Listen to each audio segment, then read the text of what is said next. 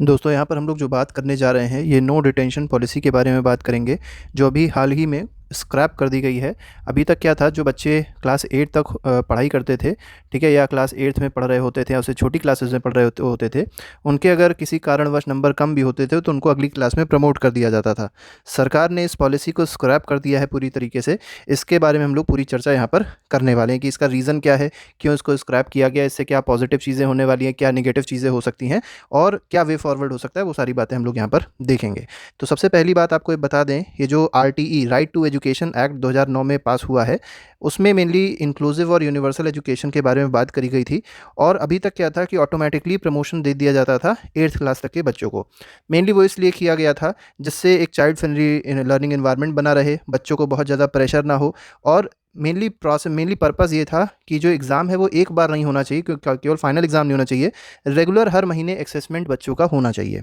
इससे रिज़ल्ट क्या होता है, इससे मेनली ये होता है कि बच्चों के अंदर साइकोलॉजिकल स्ट्रेस जो आ जाता है वो ना होता। और बहुत सारे बच्चे ऐसे होते हैं जो फेल होने की डर से पढ़ाई छोड़ देते हैं, तो ये चीज़ भी थोड़ी सी कम होती। ड्रॉप आउट जिसको कहा जाता है, ड्रॉप आउट रेट जो बढ़ रहा था भारत में, वो भी कम हो जाता। इसको मेनली एंड क्यों किया गया, उसके पीछे पर्पज़ ये है कि देखा गया कि जब ये नो डिटेंशन पॉलिसी लागू कर दी गई तो जो लर्निंग आउटकम्स आ रहे थे, जो बच्चों के अंदर एक तरीके से क्षमता पैदा हो रही थी पढ़ाई लिखाई करने की, वो कम हो गई थी। बच्चे एफर्ट्स नहीं लगा रहे थे पढ़ाई में, ऐसा भी देखा गया।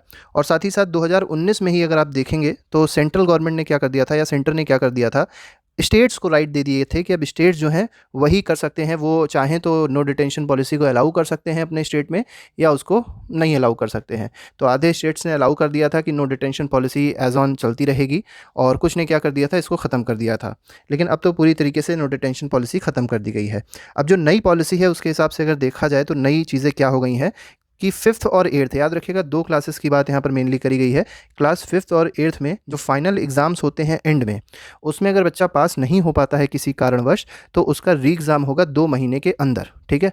और अगर मान लीजिए 2 महीने के अंदर जो री एग्ज़ाम हुआ उसमें भी बच्चा पास नहीं हो पा रहा है, तो उसको क्या कराया जाएगा, रिपीट कराया जाएगा।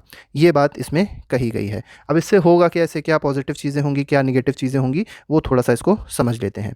तो पहली चीज़ तो ये है कि देखिए, जब प्रेशर होता है बच्चों के मन में पढ़ाई का, तो बच्चे पढ़ते भी हैं, डर होता है तो बच्चे पढ़ते हैं आजकल का। तो ये एक रूटीन हो गया है कि बच्चों के अंदर मन में पढ़ाई का या डर नहीं है। जैसे क्लास 10th में अगर आप देखेंगे तो बोर्ड का डर होता है, तो इसलिए बच्चे पढ़ते हैं। लेकिन 8 तक जब बच्चों को पता होता है कि वो पढ़ाई नहीं करेंगे तो भी पास हो जाएँगे, तो वो पढ़ना ही छोड़ देते हैं, ठीक है? क्योंकि अल्टीमेट गोल क्या है, पास होना। तो क्या है कि जब यहाँ पर नो डिटेंशन पॉलिसी को स्क्रैप किया जाएगा, तो ये माना जा रहा है जो लर्निंग आउटकम्स हैं उसमें इम्प्रूवमेंट आएगा। और साथ ही साथ बच्चे प्रिपेयर हो जाएँगे, जो भी फ्यूचर चैलेंजेस उनको आगे देखने हैं, कॉम्पिटिटिव एग्ज़ाम्स में बैठना है, तो उसके लिए भी वो धीरे-धीरे करके प्रिपेयर होते रहेंगे। और सबसे बड़ी बात ये है कि ग्लोबल प्रैक्टिस जो है, जैसे बहुत सारे विदेशों में भी यही देखा जा रहा है कि वहाँ पर भी इस तरीके का कोई नियम ऐसा एज़ सच है नहीं कि नो डिटेंशन पॉलिसी हो या ये सब चीज़ें हों, वो सब चीज़ें नहीं है। तो वहाँ से भी देखी-देखा थोड़ी-सी करी गई है। सबसे बड़ी बात क्या है, इसके अगेंस्ट में बहुत सारे लोग आए हैं, बहुत सारे एजुकेशनिस्ट इसके अगेंस्ट में बातें कर रहे हैं। और अगेंस्ट में क्या है कि सबसे पहली चीज़ ये है कि ये ड्रॉप आउट्स रेट को बढ़ा सकता है। जैसे बच्चे अभी तक क्या था, डरते थे एग्ज़ाम देने से। अब जो बच्चा एग्ज़ाम देने में फ़ेल होने में डर रहा है, वो क्या करेगा, स्कूल नहीं जाएगा या स्कूल छोड़ देगा, पढ़ाई छोड़ देगा। सबसे बड़ी प्रॉब्लम देखिए, अच्छे स्कूलों में, प्राइवेट स्कूलों में क्या है, एक्स्ट्रा क्लासेस होती हैं, रिमीडियल क्लासेस होती हैं, तो बहुत सारी सुविधाएँ होती हैं मतलब कमज़ोर बच्चों के लिए। लेकिन जो सरकारी स्कूल होते हैं, जो मार्जिनलाइज्ड सेक्शन है सोसाइटी का, वहाँ पर जो बच्चे हैं उनके लिए ऐसी कोई सुविधा अवेलेबल नहीं है। तो जो बच्चा कमज़ोर होता है पढ़ाई में, वो और ज़्यादा कमज़ोर होता चला जाता है। ये भी एक बहुत बड़ी प्रॉब्लम है, ठीक है। और सबसे बड़ी चीज़ ये भी है कि अगर आप देखेंगे गवर्नमेंट स्कूल्स में क्या है, जो टीचिंग मेथड्स हैं अडॉप्ट जो किए जा रहे हैं, वो बहुत पुराने हैं। चॉक, डस्टर, ये सब चीज़ों से बच्चों को पढ़ाया जा रहा है। कोई जैसे स्मार्ट क्लासेस हैं, ये सब चीज़ें बच्चों को अवेलेबल नहीं कराई जा रही हैं, जो प्राइवेट स्कूल्स में देखने को मिलती हैं। रिसोर्सेज़ कम है। और दूसरी बात ये है कि अगर देखा जाए तो गलती देखा जाए किसकी है, इंफ्रास्ट्रक्चर अगर मान लीजिए डेवलप नहीं किया गया गवर्नमेंट स्कूल में, या गवर्नमेंट स्कूल का टीचर अगर मान लीजिए ठीक से नहीं पढ़ा रहा है, तो इसमें गलती किसकी है, गलती सरकार की है। लेकिन इसका खामियाजा किसको भुगतना पड़ेगा, बच्चों को भुगतना पड़ेगा। ये प्रॉब्लम्स देखने को आ रही हैं। अब बात आती है, जो ये सारी चीज़ें हुई हैं, इसको लेके सरकार को किस तरीके से रिएक्ट करना चाहिए, इसके आगे वे फॉरवर्ड क्या हो सकता है, उसको थोड़ा-सा हम लोग देख लेते हैं। तो पहली चीज़ तो ये है कि रेगुलर असेसमेंट की ज़रूरत है।